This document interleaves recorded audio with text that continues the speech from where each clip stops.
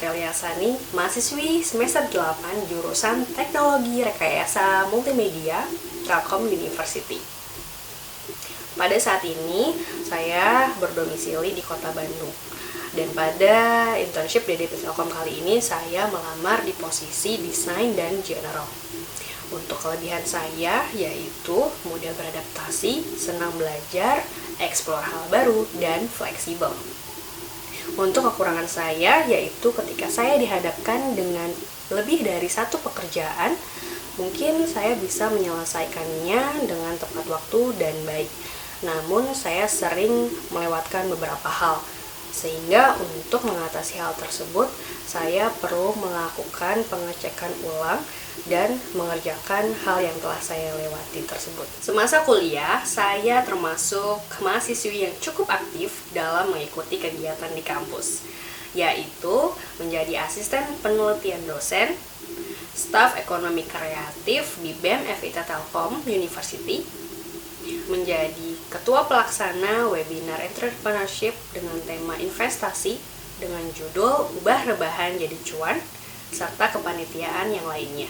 Selain itu, saya juga aktif di bidang akademik, yaitu mengikuti bootcamp digital marketing di Belajar Lagi, bootcamp UI UX di Build with Angga. Lalu saya mengikuti virtual internship di Rakamain Academy sebagai UX researcher di Amuba Telkom. Saya juga mengikuti studi independen di Micro Credential Game Developer ICE Institute yang diadakan oleh Kampus Merdeka. Dan yang terkini saya juga mengikuti pelatihan UI UX yang diadakan oleh Digital Talent Scholarship Kominfo Fresh Graduate Academy.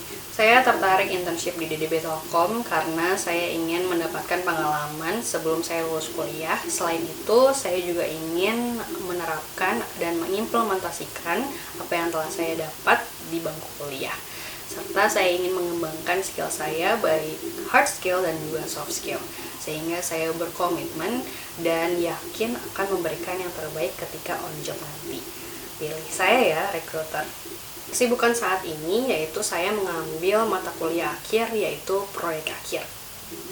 Dalam proyek akhir tersebut, saya mengambil jalur lulus startup, di mana saya diharuskan untuk membangun dan juga mengembangkan startup tersebut bersama rekan-rekan saya sebagai syarat dari jalur lulus tersebut. Dimulai dari melaporkan kegiatan apa saja yang telah dilaksanakan, target market yang disasar, target penjualan, perkembangan startup, hasil kerja dari job desk masing-masing, hingga revenue yang didapatkan. Pengalaman menarik bagi saya adalah ketika saat saya membangun startup bersama rekan-rekan saya. Startup tersebut bernama Credusen atau Creative Education Center dan memiliki produk bernama Marga, yaitu game edukasi untuk anak usia dini tentang pengenalan hewan. Startup tersebut baru berdiri 10 bulan. Dan pada startup tersebut saya memiliki role sebagai CFO atau Chief Financial Officer. Nah, di situ saya memiliki job untuk mengatur keuangan, melaporkan keuangan, dan juga mengatur kas yang keluar dan masuk, dan lain sebagainya. Namun, saya tidak memiliki background yang terkait dengan role tersebut. Disitulah tantangannya ketika saya harus melaksanakan tugas ketika saya tidak menguasai bidang tersebut. Namun, saya mengatasi hal tersebut dengan belajar terus-menerus dan juga berkonsultasi dengan yang ahlinya.